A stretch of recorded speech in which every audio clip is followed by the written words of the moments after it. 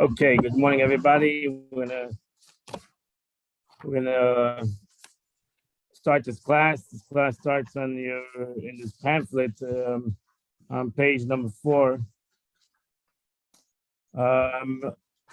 There's a new book has come in, so if you want a book for yourself, whether you're on Zoom or at home someplace, so you're here, please call the office on your way out, go into the office and get your own book. I'm not going to make a printout every week. So hopefully you'll all have this book for you for the next whole portion, the whole book of Shemais.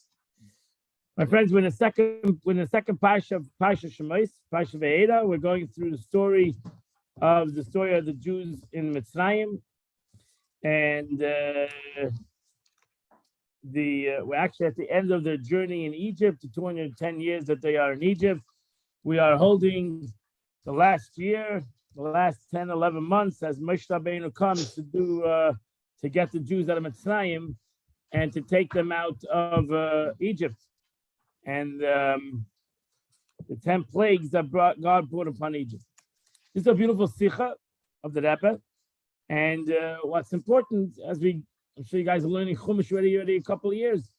You're learning the Parsha and the stories of the 10 plagues. You come together every year to celebrate Pesach. You told me to Dam Svadei Kinam Erev.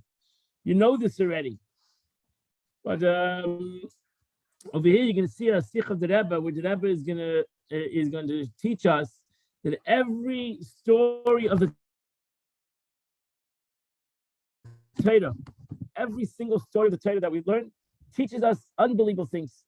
So you can see in this Parsha that you shouldn't take any learning, any teaching of the Torah, whether it's a Medrash, whether it's a Rashi, whether it's a Gemara, whether it's the Pasuk itself. You shouldn't take anything for granted. Everything in the Torah comes to teach us something. Even a story of the Torah, even a simple teaching of frogs comes to teach us something. It's not there for nothing. Are you ready? Mm-hmm. Let's roll. So this class is about frogs. Okay? That's the class. It's about frogs. Let's get you ready. Text number 1a in page number 4. So God says to Moshe, Boy al Pari, come to the Pharaoh, and tell him, this is what God says, Shlach asami v'avduni.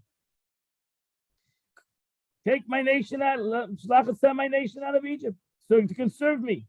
Because if you're not going to do that, I'm going to send to your nation the frogs. Svadim. Really, what's Svadeya? What is a Svadeya? So you look at the Ebenezer says in text number 1b, the commentators disagree. What is a Svadeya? About the meaning of the word Svadeya. Many have said that is a kind of a fish that's found in Egypt, known in Aramaic as al-tamasach. This is, I would say, this sounds more like a crocodile.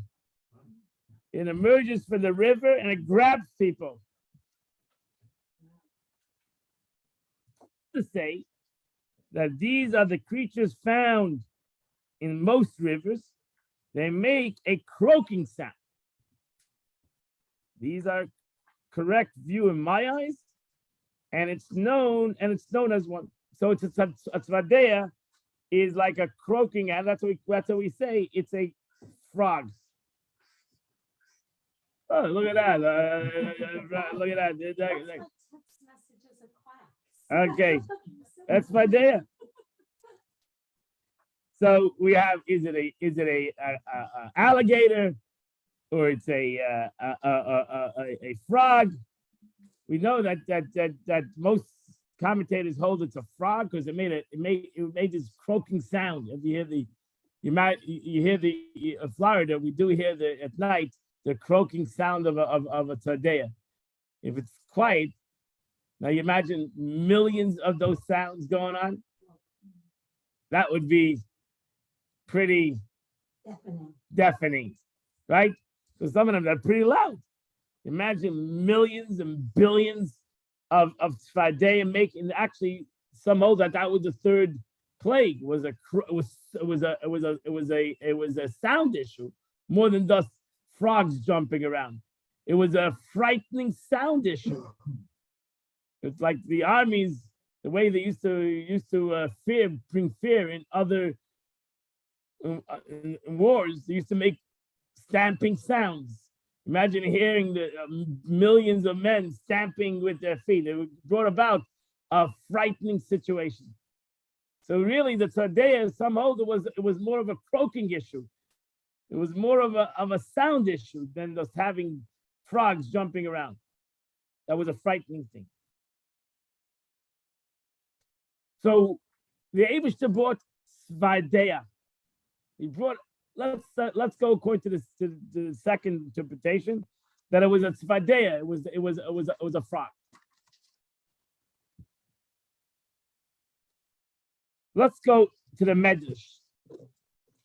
Ready? The Medrash, text number 6. Our sages say, it's the Medrash Rabbah. What is the meaning of the verse? The benefit of the land is in everything, even things that you would view as unnecessary in the world, even things that one might view as unnecessary. What do you need a frog for? Who needs a frog? What is frogs brought to, besides in your school, maybe you used to dissect a frog, right? I don't know, I never did that, so I can't tell you. The benefit of the land and everything, even things that you would view unnecessary in the world, such as flies and fleas and mosquitoes. Who needs all these things? Right? A pain in the neck. We're included in the creation of the world as God, as it's written, God saw all that he has done and he felt it was good. So that's the beginning of the message. That everything that God created, even fleas, mosquitoes, is the sages say there's a need for them in the world. God created them. Rav Acha bar Chana said, even things that you would view as unnecessary in the world, such as snakes, scorpions. What do you need? These are destructive things. Well, who needs them? Like, would this world be better without these snakes and scorpions?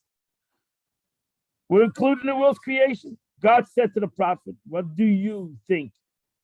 That if you do not go on my mission, I have no emissaries? The benefit of the land is in everything. I have many emissaries. I have scorpions.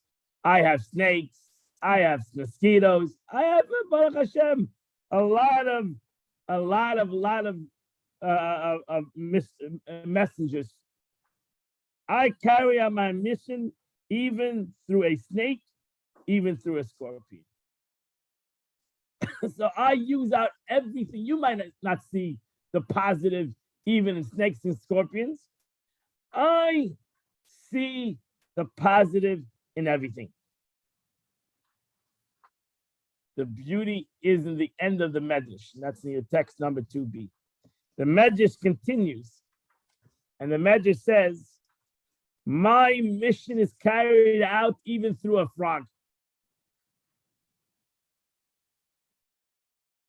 I even use a frog. You should know that it is so, because were it not for the wasp, who was the Holy One, how would the Holy One, blessed be he, have punished the Amorites? And were it not for the frog, how would he have punished the Egyptians? So in essence, the Medrash says,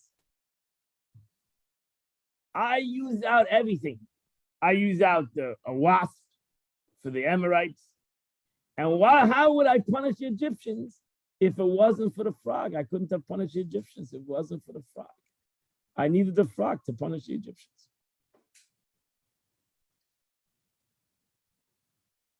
What was it with the wasp? So we go in text number 3a, before we get to the frog. It says, I will send, later on, God says, I will send, this is in Exodus 23, verse 28. He said, I will send a tzira, I will send a wasp before you. And I shall drive out the Hivitzites, the Canaanites, and the Hittites from before you. So God says, you don't have to fight any wars. I, Baruch Hashem, have created a bunch of wasps, tzira, and I'll send it before you. And these wasps will get rid of them. They'll all run away from the wasps. So Rashi says, in text number 8, in that pasuk, Rashi says that tzira, this was a kind of flying insect in which would strike them in their eyes, inject venom in them, and they would die. Salmonella, what is the mosquito? Kills millions of people. The tzira did not cross the Jordan, and the Hittites and the Canaanites are those in the land of Sichon and Og. Therefore, out of all the 7 nations of Torah, did not mention any but these. And for the Hivitites, which I mentioned, although they were on the other side of the Jordan, in the Gemara, in the Takshir of Saita, our rabbis thought it stood in the bank of the Jordan and cast its venom upon them. So the Eibishter got rid of the nations that the Jewish people came to inherit. He got rid of them through wasps.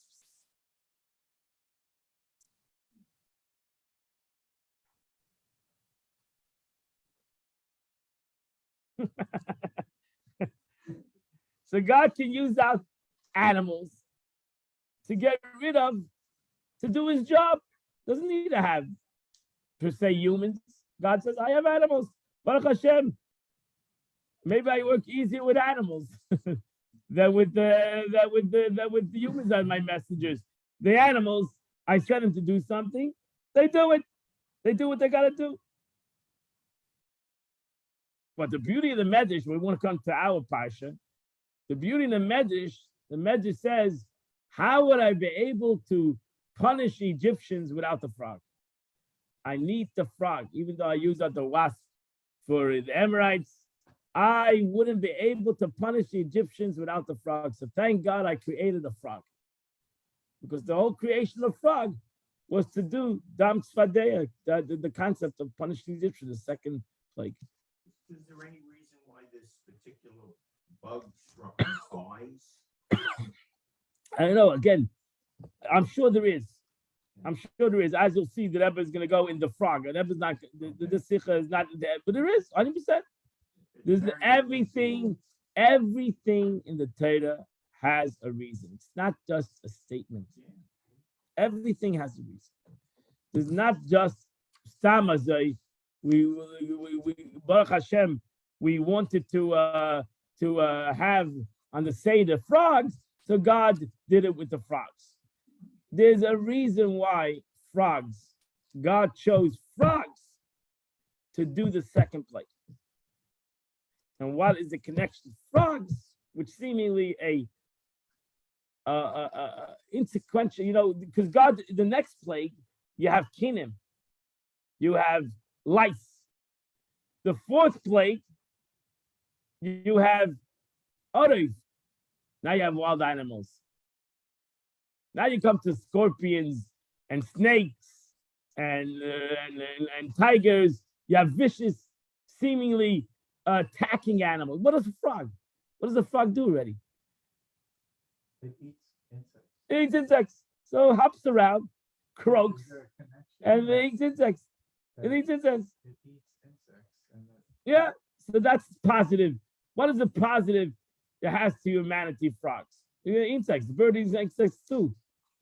What is the positive does frogs have to humans? So when the Gemara asks the question, these questions of animals, what's the purpose of animals, were asked by David HaMelech also. David HaMelech asked, what's God? What is the purpose of a spider? What do you need a spider? Who needs these spiders? They seem like non-useful animals. Oh, they can't grab insects. Everything needs to eat something. So, well, it'll come to good use for you. Even for you, the spider will come to good use. And as he was running away one time from the shawl, he ran into a thing, and the spider came and put his web out there, and bingo, it saved him. So don't ask the question. They created everything for a purpose, and we can go. It's a beautiful book that has the song, the shirim, the song of the animals. The song, I have the book, and it goes through every animal. What's the shir? What's the song of that animal? Every animal has its shir. Every animal has its song. So when you walk out in the morning, we love to hear the birds singing. What are the birds? They're praying. The birds are davening. The birds are telling you, I'm davening, and why are you not davening? I'm in shul davening. Go to shul, daven. Right? I'm davening. I'm doing my prayer. I did my daily prayers. You got to do your daily prayers too. Right? Every animal. You go to the shir, I've got the name exact shir, the song of the animals, and you can go through what their song is, if you can understand the songs of the animals. So to understand the beauty of the lesson of the frogs, we really need to understand what is the purpose of the plagues. And there are, in general, two purposes in the plagues.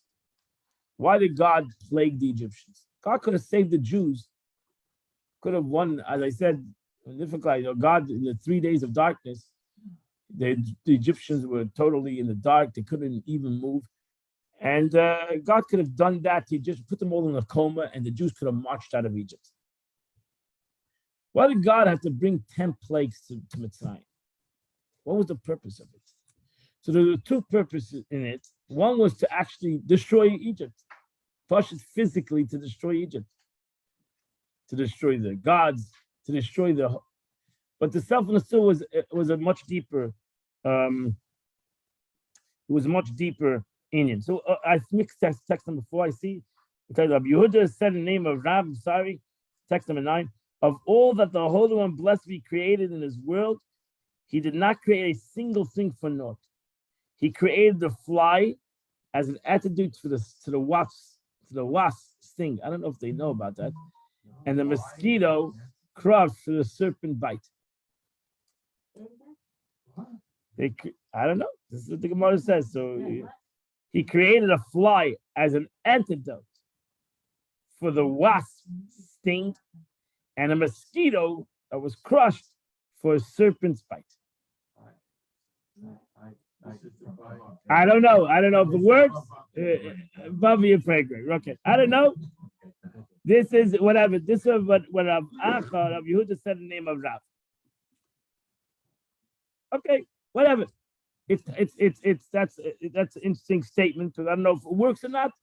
I think that today, to overcome a serpent's bite, you need to have the serpent's. You need to have they use the serpent's own venom to. I'm just telling you in general. If you go, there's a book.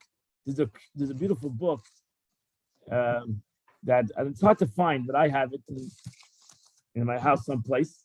And it's a problem. People come and they use the book. They're hard to find. And it's a book of the Rambam, the cures of the Rambam.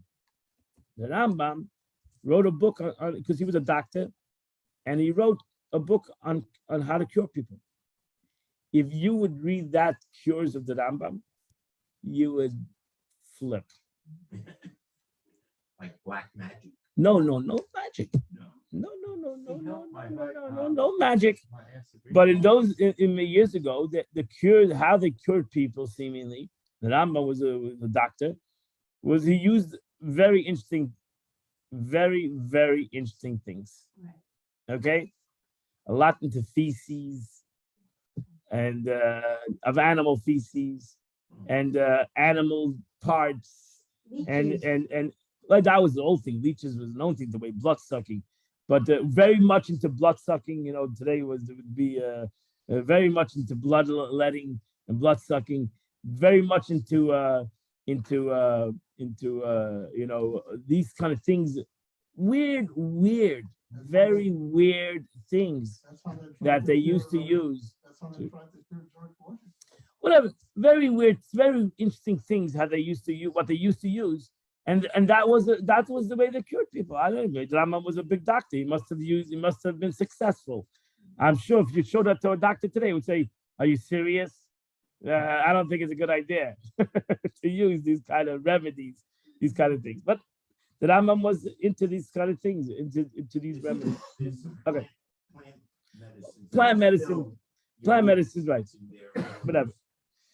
So so here you just see in general. I'm just showing you in general. I mean, over here you see in general from these midrashim that animals, everything has its purpose.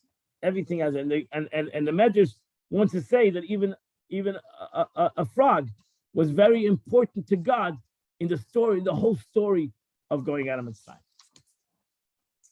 So let's understand, going back again, starting off again, what to understand that we have to really understand what was the purpose of the plagues.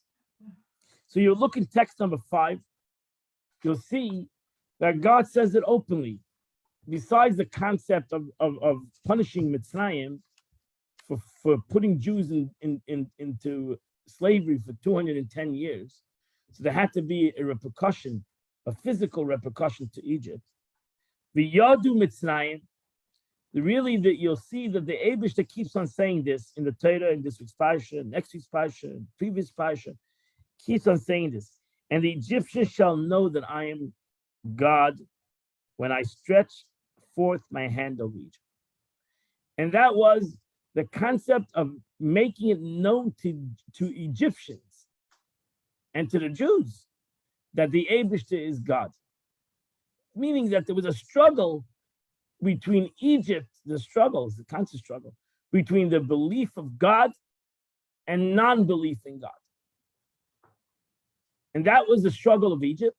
And that was the struggle that God showed that there is a belief, that there has to be a belief in God.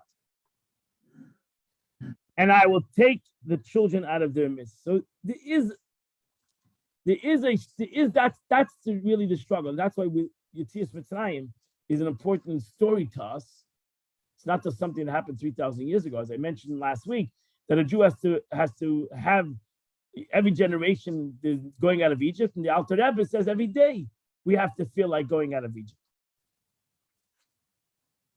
So therefore, the Abarbanel says you need to look at the Parsha, you need to look at these portions, and you need to see the response to the struggle that Egypt and the Pharaoh had with God. It was a personal struggle between.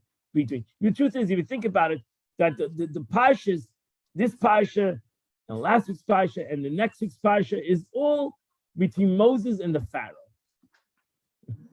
It's all about this dialogue between Moses and the Pharaoh. It's like that personal struggle, right?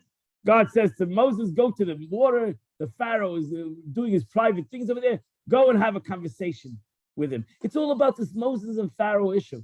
The Jews are just bystanders to this whole story. Right? Actually, it's the Moses and Aaron and the Pharaoh. Be careful with that milk. I don't know how good it is. Okay. So it's that struggle. It's a struggle. It's their struggle. And God hardens his heart. It's like a personal situations going on over here. That the Torah is giving us an insight in this story between the Moses and the Pharaoh. So Pharaoh, the Abarbanel says in text number 6, Pharaoh disagreed with Moses on different theological principles. They were arguing, this was a theological argument. And one debate that Moses considered the existence of first course to be self-evident and necessary. The debate between the Pharaoh and Moses was, should the Pharaoh believe in God or shouldn't he believe in God? Is there a purpose in the belief in God? Because that's what Moses came to the Pharaoh. He said, God says, okay, very good. Who's God? That was his first question. Who is God? I don't wait a second. I don't know what you mean. by God. Who is God? Explain me. Interpret it to me. That's why Aaron needed to be there. Because Aaron needed to try to explain to the Pharaoh what was the wisdom of Moses trying to explain to him, right? Moses is trying to explain to the Pharaoh, right? If God wanted to strike the Pharaoh down, he could have done it in 1 second. No, God wanted, it says that every plague took a month. Why? For the first 3 weeks, Moses was there having a philosophical conversation with the Pharaoh. He was trying to explain to him why he should do the right thing. And then Moshe Rabbeinu said, okay, I can't explain to you it. Maybe this will explain you. The blood plague took 7 days. The Pharaoh ultimately came to a conclusion after the plague that he didn't agree. So we had to go through another 3 weeks of maybe trying to explain him in a different way. And he said, I'll give you the frogs. Maybe this will explain to you. And the Pharaoh disagreed. This was a very strong debate. It took 10 months for ultimately the Pharaoh to come to his senses, which he didn't anyway, as the story goes on. Assuming the expression first cause is another way of saying God. God, Why yeah, did they first choose- cause. Because that's again, the Rambam, when the Rambam wants to explain God, he says the same way. The first cause. Yeah, the first cause. The cause of everything. The cause of all causes. What causes it makes sense. Right. The cause of all causes. I've never seen that expression. It's in Very good. It's in what? It's my mom. He also says the same thing. In the beginning of my mom, he says the cause of all causes. So everything, why? Because he wants to explain to a human being. Everything in a human being is all cause and effect. So the question is, even in science, it's the first bang. So what is the cause of the first bang? You're right. Okay, so you're gonna go back and you're gonna theorize that is the cause of the creation. Who's the cause of the first bang? So you have to come to the cause of all causes. So how far are you gonna go back? You're gonna have to ultimately come that there's a cause to that cause. So now that's a rational explanation to creation. You want to go to Torah? There's no rational because God finished. But if you want to go, you're talking to the Pharaoh. Pharaoh doesn't understand that. He understands science. So this is the way we're going to rationally try to explain to you that there's a God in the world. Right? So the first cause on the is self-evident and necessary. Where the Pharaoh said, I don't think so. I don't know the cause of all cause. I don't know God. I only know cause and effect. I don't know the first bang. You want to talk to me about that? Talk to me. If you're going above that, I don't know that. I don't understand it. You need to explain to me that concept. And so the plagues were connected. So go to the first plague was the Nile. God, right? The Pharaoh said, I know the Nile. The Nile is what gives me existence. Right? I'm actually a god through the Nile. So the Nile, the actual Nile, the river Nile, the Delta River, whatever you want to call it, this thing gives sustenance. So God said, okay, if it gives you sustenance, I'll turn it into blood. If that is your cause, okay. Well, I'll turn it. Let's see if your God can overcome this concept. I'm going to turn it into blood. It'll be blood for 7 days. Everything will be destroyed in the Nile, your God, and see if it's your God.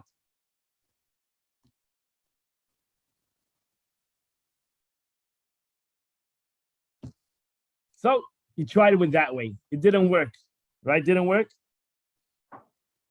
God came to the next stage, the Tzvadim. That's what we're here this week. Tzvadim. God came to the.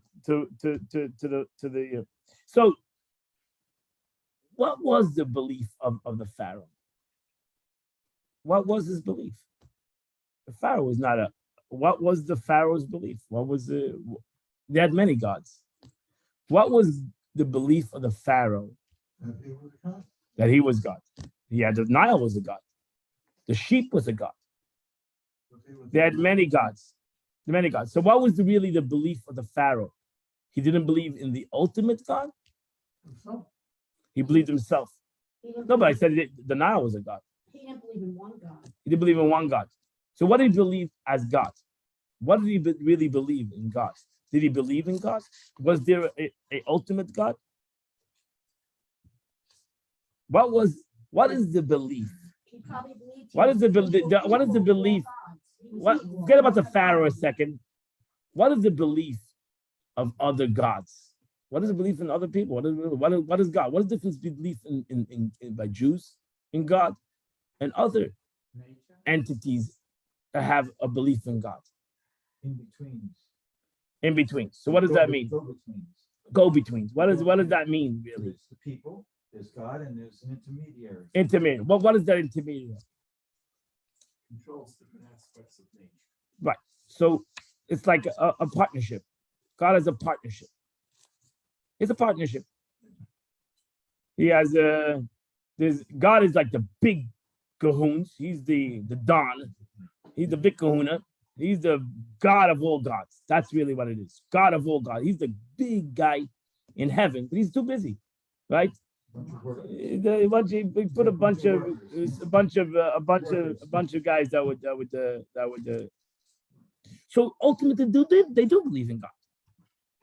They have a belief in God, but he's the God, and therefore, if he wants to stop something, he could, because he's good to be king.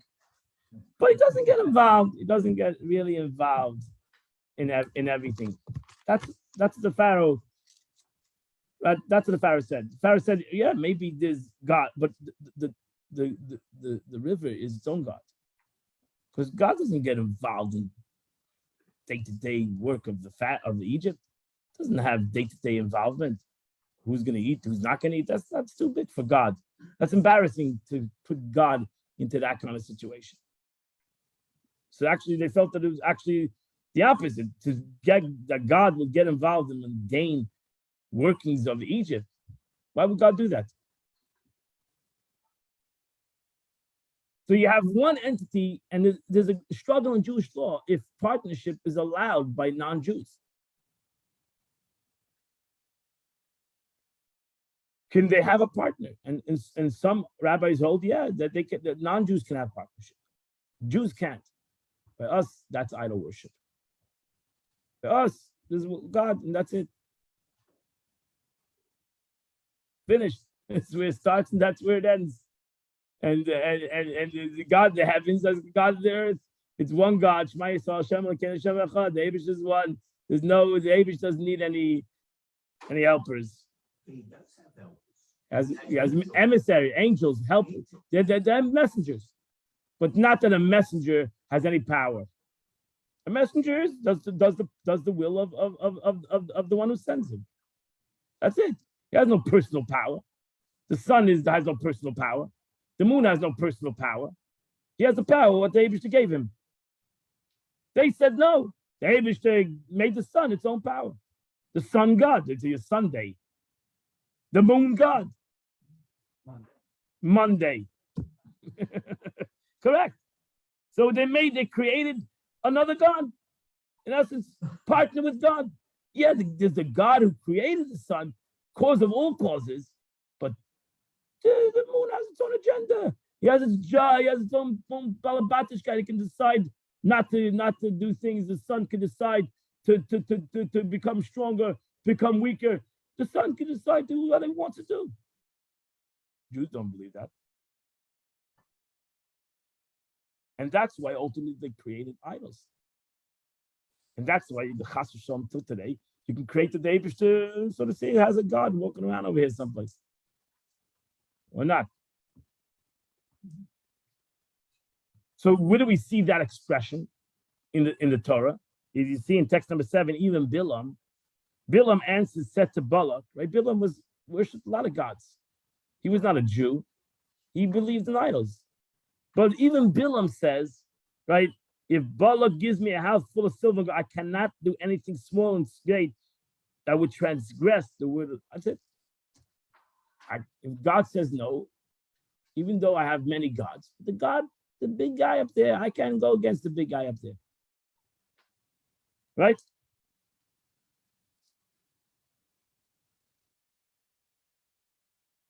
So Rav Abba, look in text number 8, Rav Abba, Bar Abba, Yitzchak said in the name of Rav Chisda. Others say, Rabbi Yehuda said in the name of, Yehuda said in the name of Rav, from Tyre to Carthage, they know Israel and their Father in heaven. But from Tyre eastward and from Carthage eastwards, they know not of Israel nor their Father in heaven. Shimi said, Ben Chizda said, raised the following objection against Rav. Is it not written, for from the rising of the sun, even unto going down of the same, my name is greater among the nations? And every place offering are burnt and presented unto my name, even pure oblations. I've never seen that Oblations is mincha, is the offerings, one. right? Yeah. Amalei Shimi, so he said, you Shimi, they call him the God of gods. So Rav said that it's idol worship. Shimi said, no, maybe they're not idol. Maybe they think that there's like the God of gods, that there's the God and there's God of gods. So this is the argument in Jewish law, and that's the next text number 9. You have some authorities are lenient regarding partnership with a Gentile in contemporary times. For contemporary Gentiles did not swear in the name of idols. Though they may mention various deities, their true intent is really in the one who created the heavens and the earth. And they are partnering something else along with it, forming a business, right? Forming a business partnership with such a Gentile. Would not constitute leading someone all along a forbidden path. For the Gentiles are not forbidden to believe in partnership.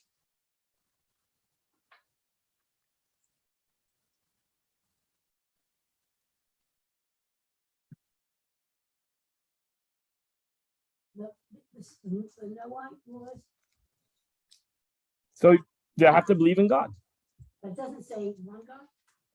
Believe in God, one God. But not that you're not allowed a partnership again. But Not that's according to the partnership. Partnership is not I don't believe. I still believe in one God.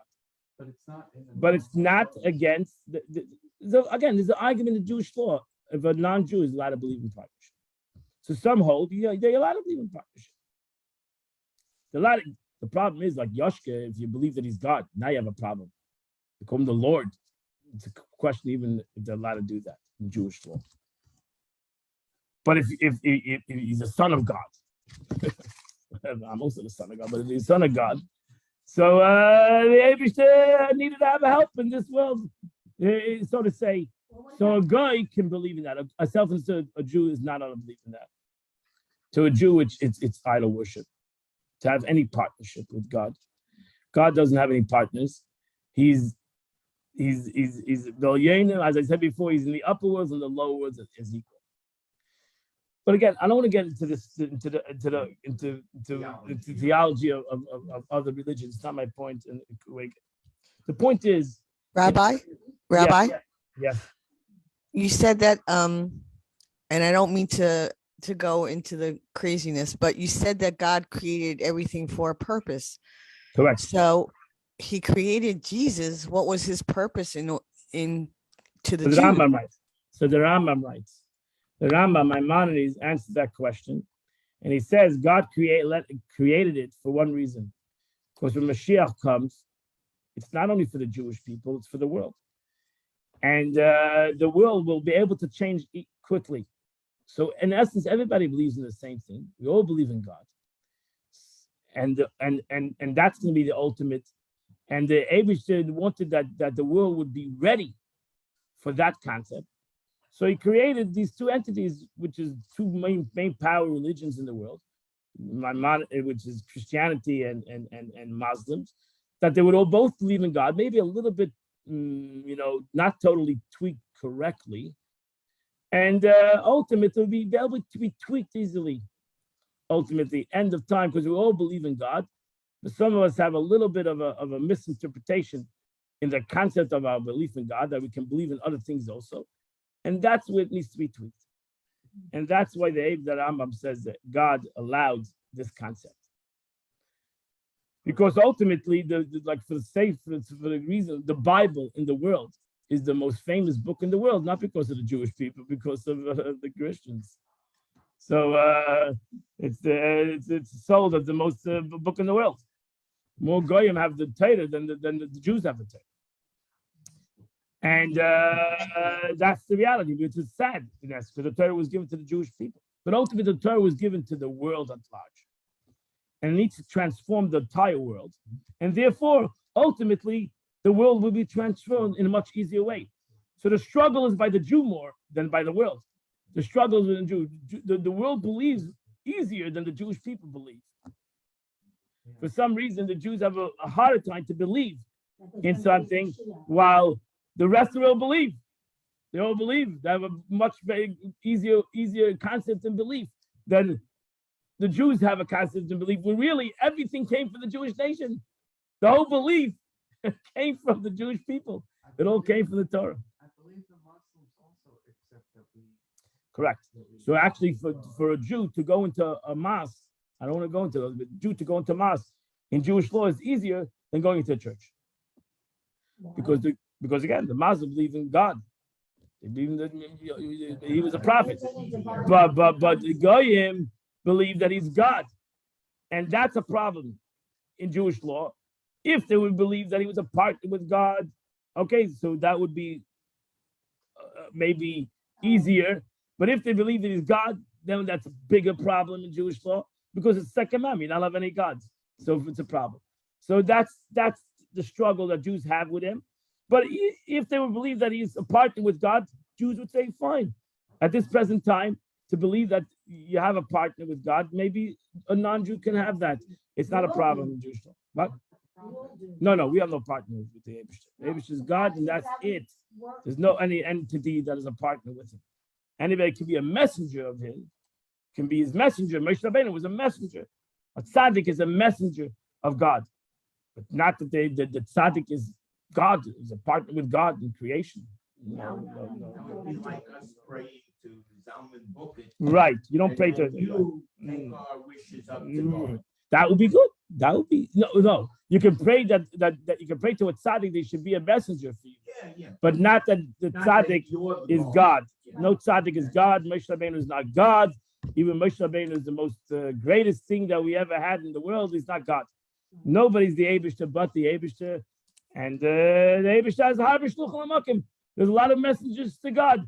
And Moshe Rabbeinu was the greatest messenger that God ever sent to the world. And but ultimately, in this week's Parsha, it says that the Tzvadeya became the messenger. The Tzvadeya, the simple frog. So okay, let's go back to this. In essence, there are three ways. Chassidus says there are three challenges to God in the Torah. Challenge number one is that a person says God is the God is the greatest God. He has somebody in between. Challenge number two says, I don't care. That's the next challenge. Challenge, I don't care. I don't know what I'm talking about. It's irrelevant to me. I don't really care. Challenge number three is the guy who says, no, I don't agree. I don't believe in God. The atheist. Right? Challenge number three is the atheist. I don't believe in God. That's it. I'm an atheist.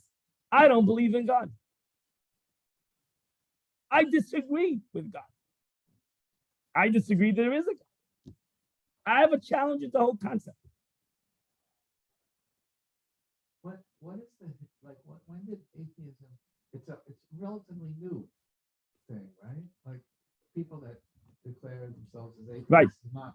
Doesn't go back. So actually, in the Torah, you don't have atheists. You have the first two. In the Torah, even the Pharaoh had two expressions. You have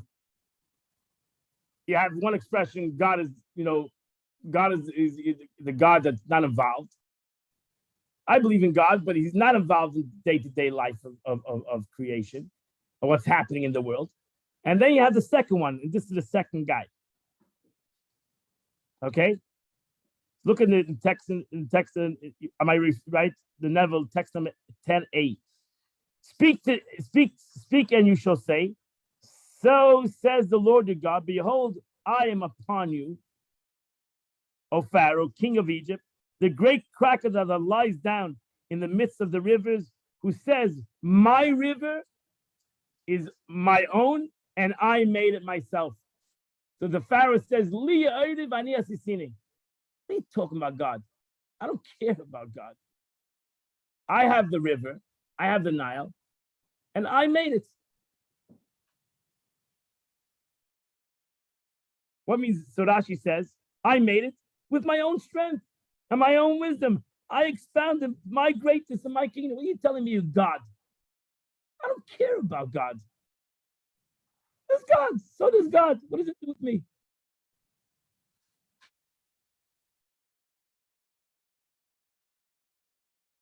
What does God have to do with me? God is in heaven. I'm on earth. Don't talk to me about God. God has nothing to do with my day-to-day life. And then you have the atheists. I don't believe in God. I don't believe in God.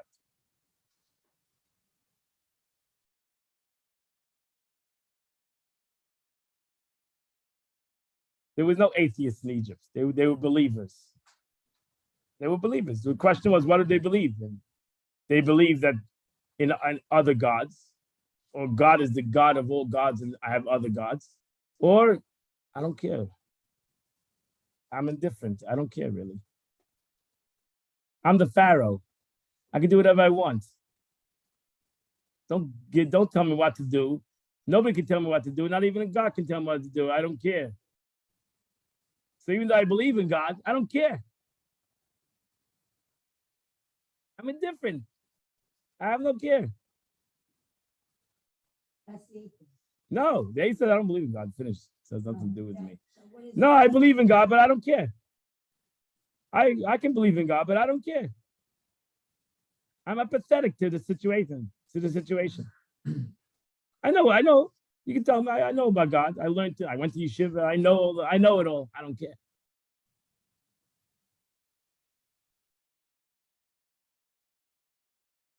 So who would you say is the worst character in the whole picture? The one that doesn't The care. one that thinks he's God. The one that thinks he's God. No, one that doesn't care. The one that doesn't care. The one that doesn't care. He knows there's a God, but he Doesn't care. He's apathetic to the whole situation. That's the middle guy. The middle guy is the one that we don't care. The truth is, my friends, the real lesson of the class is we have this we have this problem in our lives. We are apathetic. We don't care. Just don't care. We know what's right. We know what's wrong. We just don't care. We just don't care. You cannot motivate indifference. Right, indifference. We all have, in essence, we all have these three problems. Hopefully, right? We all believe in God. They think he's too busy. No, I hope we don't have. We're apathetic to the situation, or we argue. We have the situation of arguing. We disagree. We don't believe in God. Where was he? What has he done lately? We argue with God. We disagree with God. A baby was born, that's why what they did lately. What? A baby was Yeah, what born. did for me lately? Huh? What did do for me lately? Nothing. And the Rebbe says that the truth is, these in text number 11, the Rebbe says, as is known, there are three general divisions of temperaments among animal souls. There's an ox, there's a sheep, and there's a goat. That's the three animals that we sacrifice in the temple: an ox, a sheep, and a goat. Right? Nothing else is sacrificed in the temple besides a bird. But in the animal kingdom, it was an ox, sheep, and a goat. The goat is the most insolent of the animals, with tremendous firmness and strength, who's completely unable to move from its place. The goat is not excitable, and its strength or determination is not discernible. It simply stands its ground without any fluctuation. The assertiveness is only recognizable when one tries to impact it in any manner. Then its determination and strength, which is not affected by anything, is noticeable. So you have the ox. The ox is the gorer. You have the sheep, who's meek. And you have the goat, He's stubborn. who's stubborn. He's stubborn. Correct.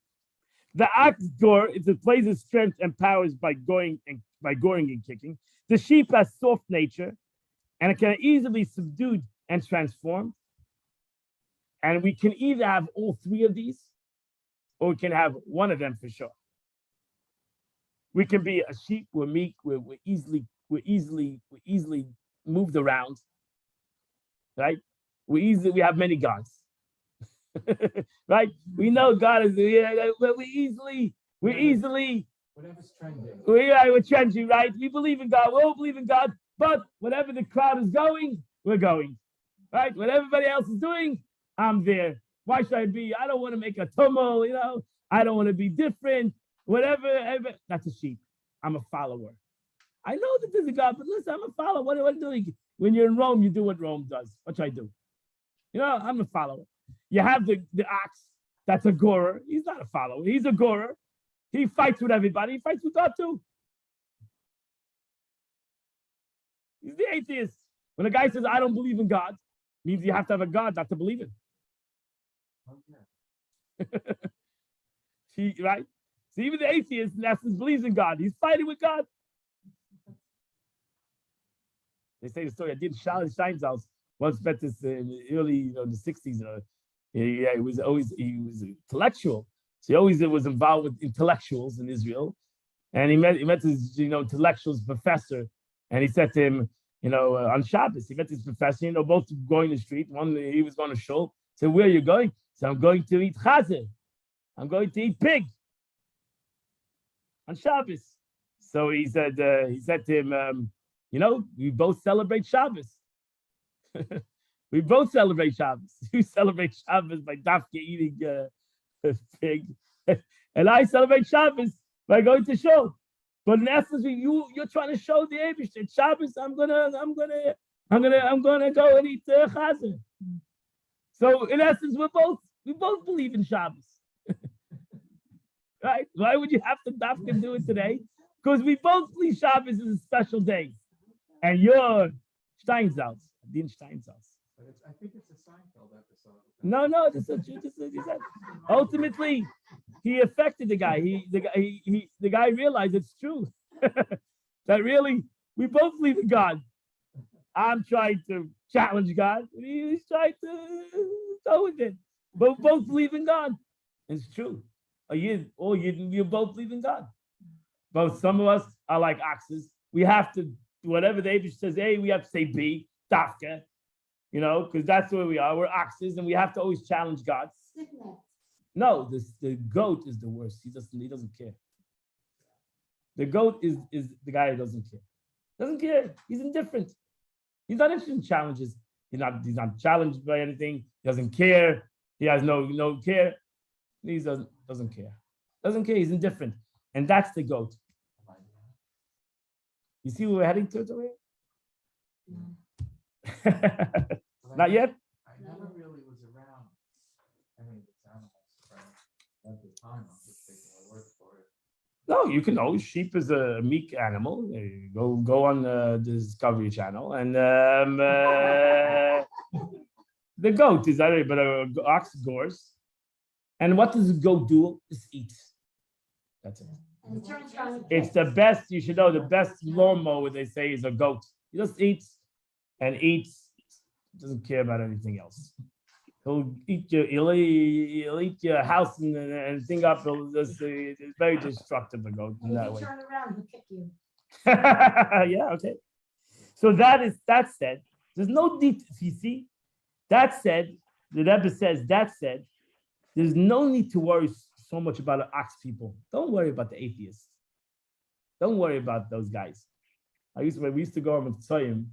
We used to go on Friday if not learning, we used to go to places to try to get Jews to put on tefillin in stores.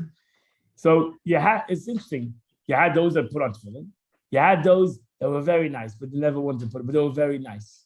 They would say, "Oh, I love you. Yeah, you're so nice." But I don't care. I'm not interested.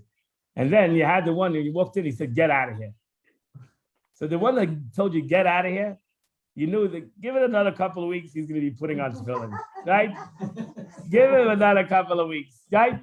Keep on coming there, be nice, and you're going to see he's going to turn around. And it always was that way. Because the one who said, "Get out of here," it bothered him. You knew it bothered him. You knew it bothered him. It bothered him. The guy who was there, nice to you, he smiled at you every week, and he gave you a hug. He said, that was the goat. It was nice. He was not interested. But the guy who said, "Get out of here," you knew that it bothered him. It bothered him. You bothered him. Something is moving within him. Something's bothering him. Give him some time to get it out of his system, and he'll be putting on tefillin. So that's the truth. The very fact that an ox personality type opposes and raises challenges against matters of faith shows that it has affected him. Such a person is aroused in two ways. Either he's so troubled by his spiritual fears that he's aroused to tshuva. On the contrary, he fights and opposes it. It's possible to deal with and help such a person. For the light of holiness has affected him. And the only reason why he opposes it is because he's not ready to handle it.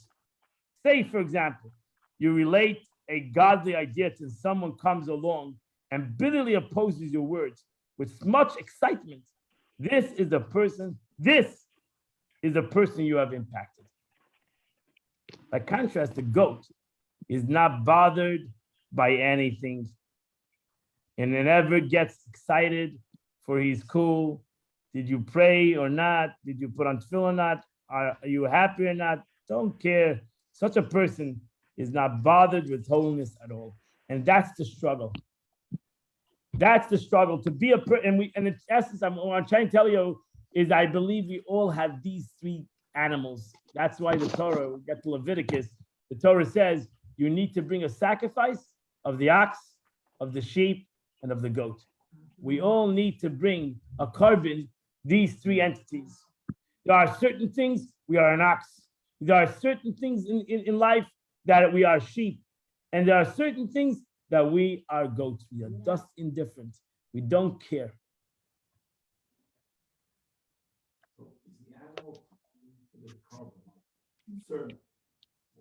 Yeah, a chatas is always an ox. A chatas where I sin, I went against God, it's an ox. An ox. Yeah, you can connect it 100%. 100%. So a korban Pesach was a sheep. Oh, yeah. Why? Because again, a korban Pesach was the concept of our thanking God. So usually the korbanos that were shlomim were sheep. Shlomim, peace offerings, were sheep. Haidah was sheep. It's my acknowledgement. I was acknowledging. I acknowledge, so I'm connected to them. It's a sheep it's a sheep aspect. If I sinned, I've been to korban chatas. Is that why they threw the goat over the mountain? No, that's something else. Oh, Truth, but that was a goat. That's true. Azazel. Yeah, they took a goat and they threw him over the mountain on Yom Kippur. I don't want to bring that up right now, but yes. But again, what? Rabbi, someone has a question. Jeannie? One second. Somebody has a question here. Yeah? So Right. I just need to back Correct. up a little bit. Correct. So, Wait, one second. you know, One second. Helen, 1 second. So again, I'm sure if we would sit down and we would work this out, wherever you come out to because ultimately you can do tshuva on anything.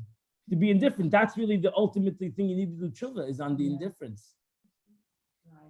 Is on the indifference. It's easy. It's easy to do tshuva when I know I've done something wrong. But maybe it's harder. I have an evil inclination. I'm an ox. What do you want from my life? I'm a gorer. So at least I know that I'm a gorer. A goat is even worse because based on I'm not goring. I don't care. they don't recognize the sin. I don't because I don't care. Because I don't care. Yes. No. Or Malco, whatever. Who wants to ask a question? Hello? okay, yes. So I just need to back up a little. Can you hear me? Yes, I hear you. So it used to be, I mean, we talked about Christians and Muslims and Jews, but of course there's a whole another part of the world that, you know, with the Buddhists and the Hindus and the who knows what, that don't necessarily believe in Mashiach, but Right. I'm not really sure how to reconcile that. But here's what's bothering me. I don't know why it's bothering me, but it is. So, so we know that, like, it used to be everybody believed that there was some kind of a God that was personal. And, you know, and I guess around the Enlightenment that sort of changed. But what part of the Torah, like I was an agnostic, somewhere between an agnostic and an atheist. And so the day that I realized that I believed that and I got that there was all this, you know, nature and power that, you know, but I didn't feel that it was a personal thing. So eventually I realized that I was angry because there was all this suffering in the world and I'd gone through suffering. And so I understood that on some level, for me personally, it must be personal, because how Right. can you be angry at something that doesn't exist? But where in the Torah do we make that transition from the most, you know, incredible things that we see in nature to God being personal to us? Good. So actually, this class, if I understand your question correctly, that the Eibishter wanted that we would actually see this relationship in nature, and that's why this is what the Rebbe wants to say, that the plague of frog, it happened with a frog, because the frog is the indifference. There's nothing. It's not a scorpion. It's not a snake. It's not an aggressor. What's a frog? A frog is an indifferent animal. It's like the concept of indifference. Just makes noise, but it's indifferent.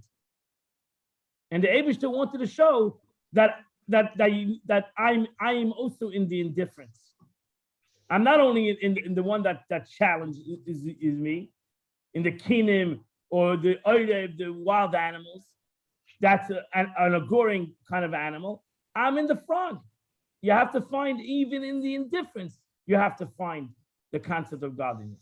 And that's the beauty, that's really the lesson of the frog. So the Abel should start off with water first, which water is a pleasurable thing.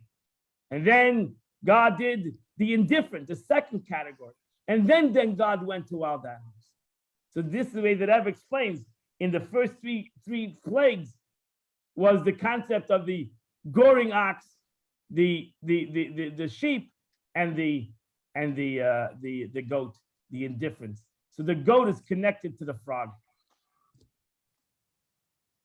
So that's like really, we look at people and we think, you know, oh, you're an atheist, what's your problem? Or you're an agnostic, what's your problem? But I mean, if no, you're so not, we look at the atheists and say, we understand you.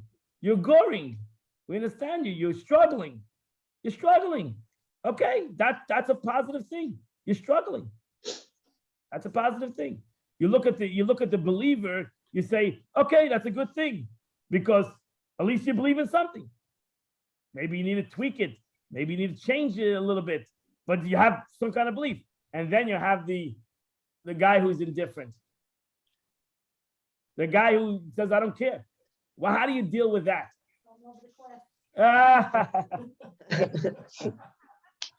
How do you deal with that? The Abisha says, hey, you know, it's interesting. Actually, one of the great things we see from the frog, out of all the other animals, the frog jumped into the oven.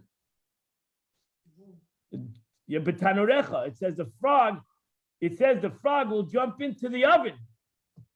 Because of the indifference?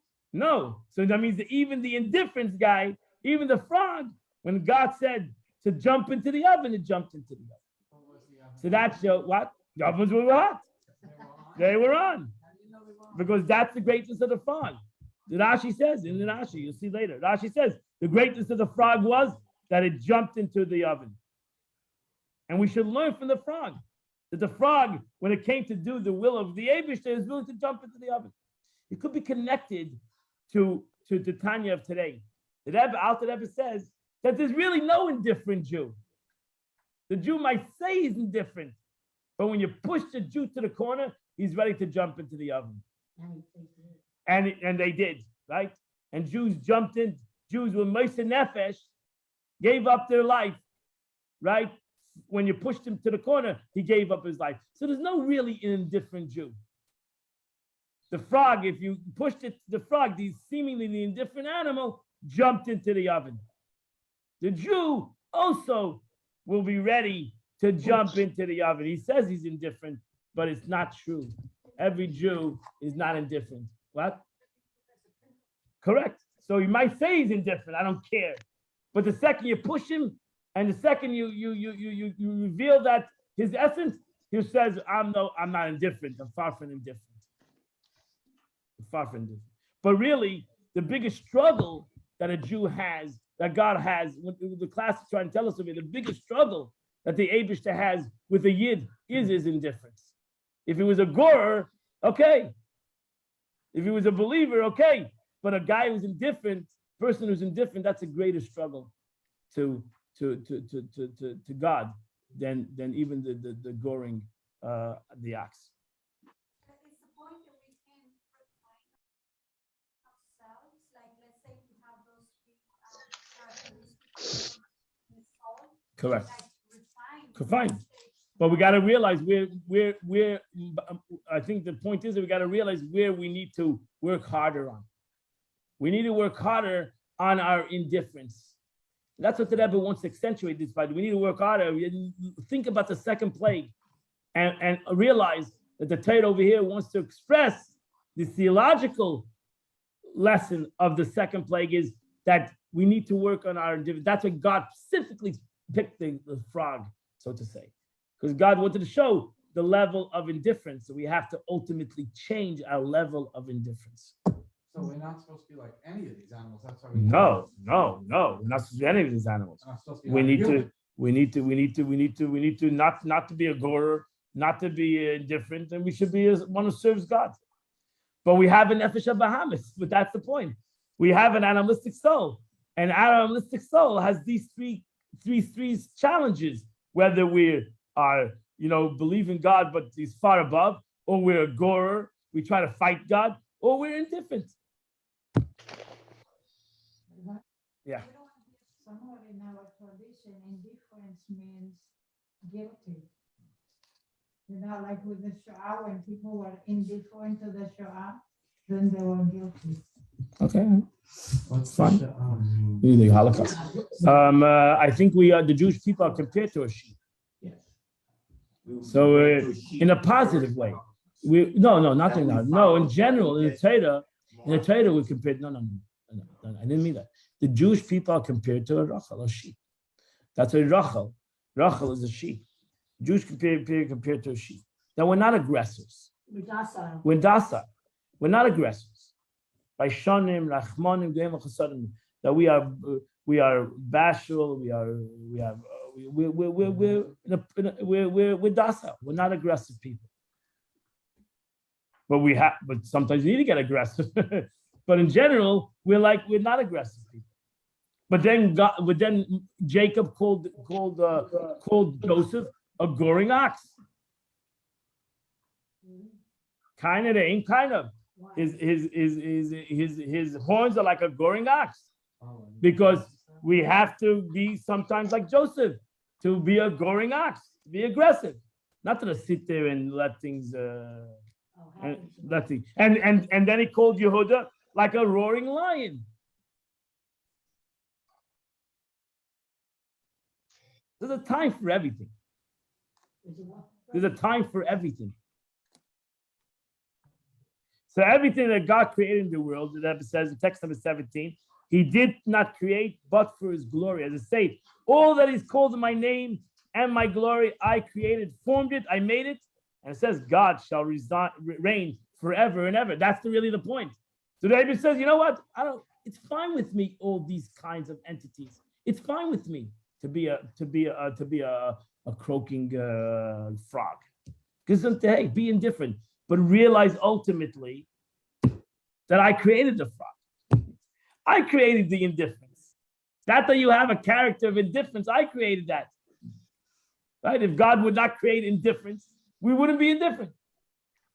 If God didn't create a goring ox, we wouldn't be goring. We wouldn't be an atheist. The Abishai created those things. He created it for a reason. That ultimately we would develop that trait.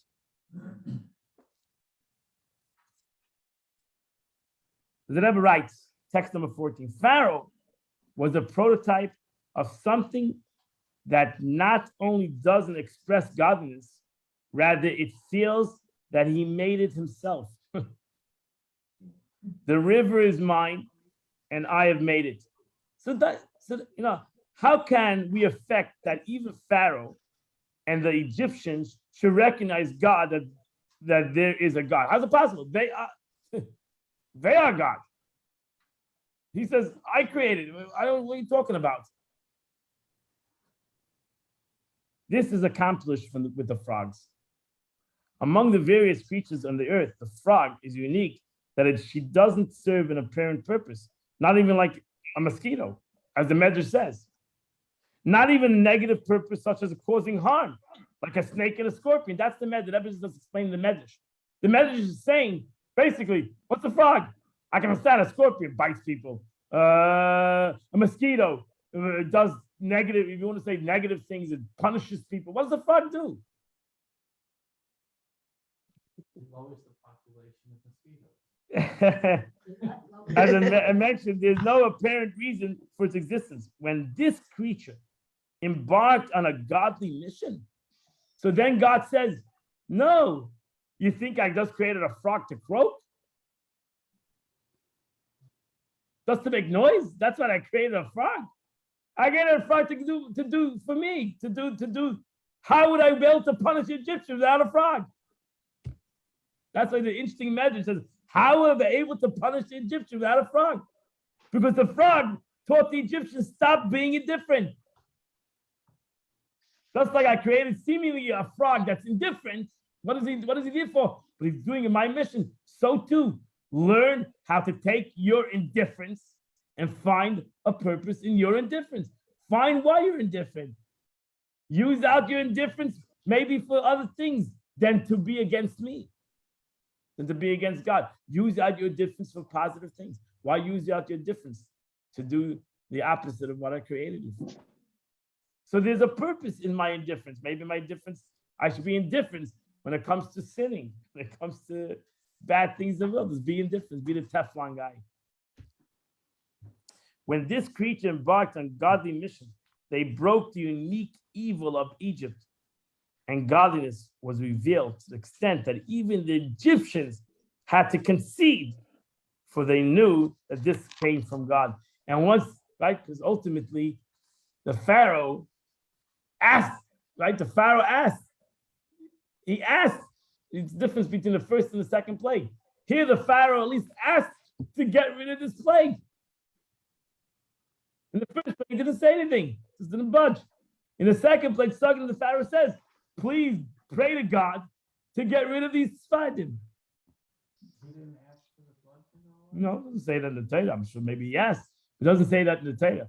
It just ended after. It ended after 7 days. It's interesting. Let me tell you something. If you go through all the 10 plagues, you'll see the nuances in the Torah. It's very interesting, and you can learn from it. Well, there's many things we learn from it because this what he said in the second plague, the third plague. He didn't say anything about the third plague either. It's the Egyptian Indifferent. the Egyptian guys. They said the Egyptian magician says something about the third plague. Pharaoh doesn't, and then the fourth plague. But it seems like suddenly in the second plague he says something. He says, "Please pray to God, get rid of these things."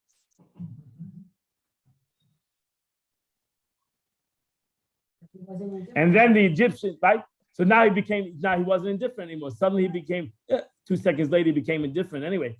But at least for a moment, he said, wait a second, you know what? There's a God.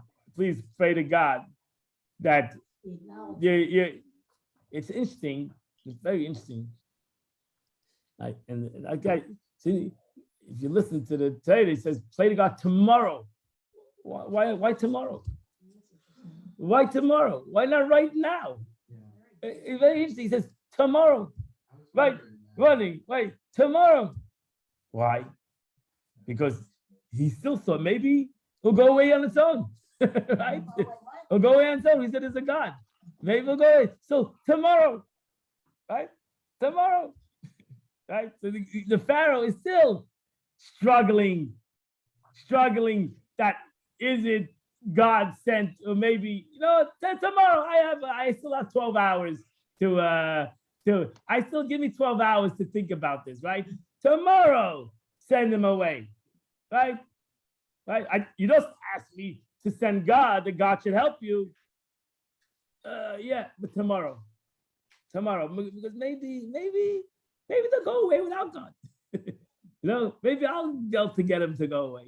Maybe you're right. But okay, tomorrow. It's interesting. All these nuances, all these things you to learn from them, and the many meforshim on them, and the beautiful interpretations on all these things. We could sit here on every plague for a couple of classes and explain every situation and every expression that the Torah has, and what's the lesson.